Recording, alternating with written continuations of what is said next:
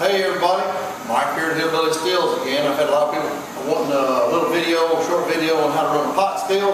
So today I got a 3-inch pot still set up here. It's set up on my 26-gallon boiler. I've got like 6 gallon in it, so it's not full. It's just started heating up enough to drip. I don't know if you can see that real well from there. You can see it right there, I hope. 4 shots are just starting to come out. This is going to be a stripping run. What we've done, I got the water on to our condenser. Your inlet water is here, and this is where it comes out. This end should always be cool. This end will be not so cool. Matter of fact, above right here, it'll get pretty warm. So, water in, water out up here. Always be sure you've got your gasket and your right here's your tri-clamp where it connects to the boiler. Right now, our boiler is at 158. Starting to get a pretty good strain. Like I said, this is strip and run. So I'm going to run it pretty hard and fast. Not going to worry about cuts or anything. We'll do that on the spirit run, and we'll come back and show you that next time. Now, what I've got going on right here, I've got my TG5500 set at 22 amps, which is wide open. Now, I am noticing my distillate coming out there is really warm, so I'm going to slow this down to about 18 amps. Maybe not push it quite so much. You might see a little steam. What that is the temperature of the distillate is what it is. It's really pretty hot right now. So our temperature is around 160. Pot still, I don't really see any need for a thermometer up here. Some people do. The way you run a pot still is like women with recipes. Everybody's got a different way to do it. That doesn't necessarily mean anybody's wrong. But I'm going to turn the water up just a little bit on this, see if I can't cool my distillate down, because it's pretty warm right now.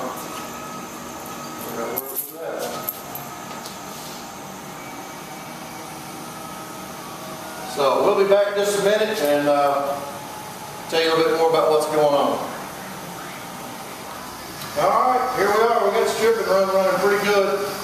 You can see our distillate's still pretty warm. I turned my water up some, turned my temperature down just a little bit on my controller. I was pushing it a little too hard.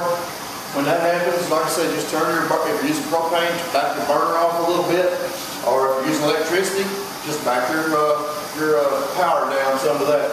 The distillate's not nearly as hot now. Couldn't hardly hold my hands in it a while ago. It's probably, I don't know, 80, 90 degrees. I mean, it's still warm. Main thing about it, you're cool down here where your water goes in. As long as you're cool there, you're condensing. And it's warm up here. That's what you want, a gradual change in temperature down this live bed condenser. Not real important, but that's a good thing. Temperature on our pot, 180 degrees. I'm going to bring this camera over here so you can see the stream we're running. This is a strip and run. And there you go. You want to run it pretty hard on a strip and run. We're just strictly stripping alcohol out of the water here.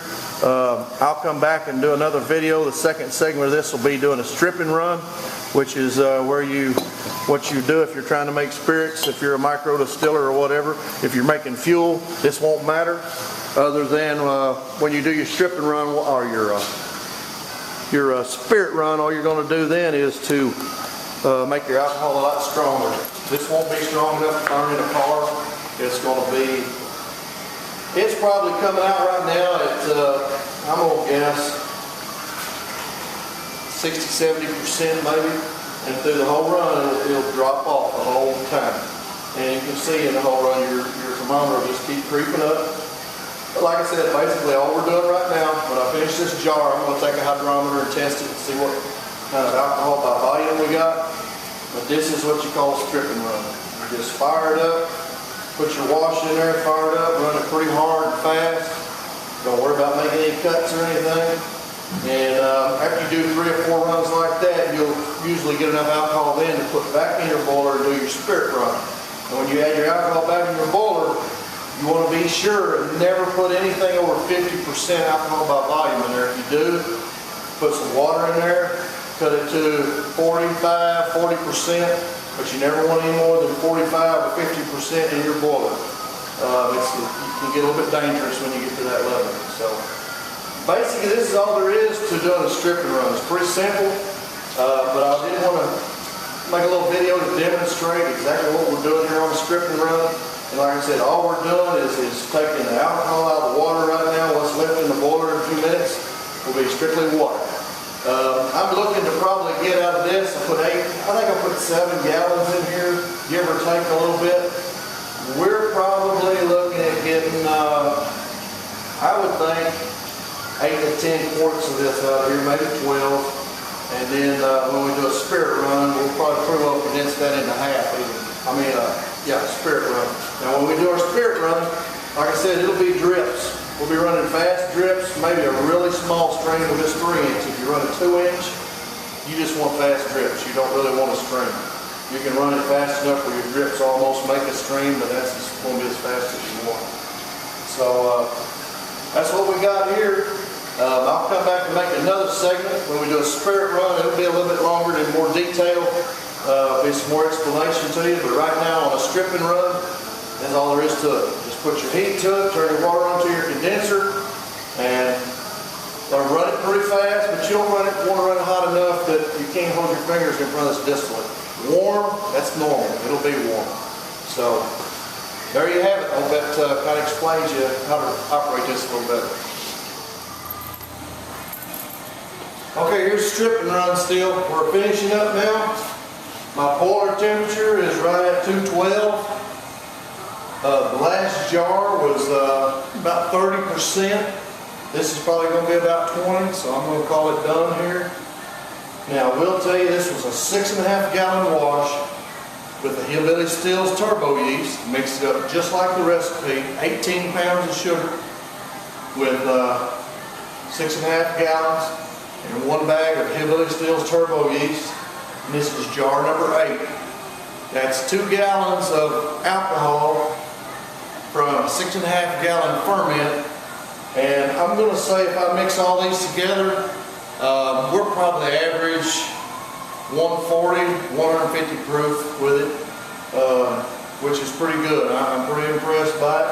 So I have a lot of people call and ask, how much alcohol will I get out of my 6.5 gallon ferment? Well, you should get about, if you leave it until it finishes, this has been set in about 7 days actually, you should get about 8 quarts mine started at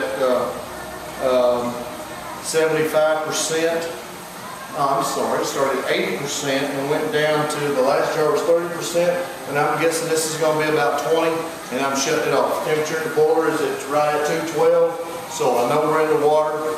Most of the alcohol is gone. Now, when I redistill all this, we'll lose 3 or 4 quarts, but it'll just condense it into a smaller area with more alcohol. So, just want to let you know that's about what you can expect out of a 6.5 gallon ferment with the Hillbilly Stills Turbo Yeast. So, there you go. Let me bring you up here so you can kind of see a little closer where we're at. There's the stream we're still running. As you can see, it's still really clear. When you get into the tails real deep, it'll be real cloudy. Need another jar. And the temperature is, like I say, 210. I tell you what, we're not even going to use another jar. I'm going to shut it off right here. Here's our TG5500 controller. Flip the switch off. Show you how quick it works. That's the difference in electricity and gas. You can turn it on and shut it off when you want. So there you have it. That's the 8 quart out of a 6.5 gallon ferment. And this is with a 3 inch pot still. I'm sorry, 10 quarts. I said 8 quarts, that's 10 quarts. And that was running about 2 hours actually. So the 3 inch pot still will produce pretty quick. And if you don't believe how much we got, right here is our finished product from today's run.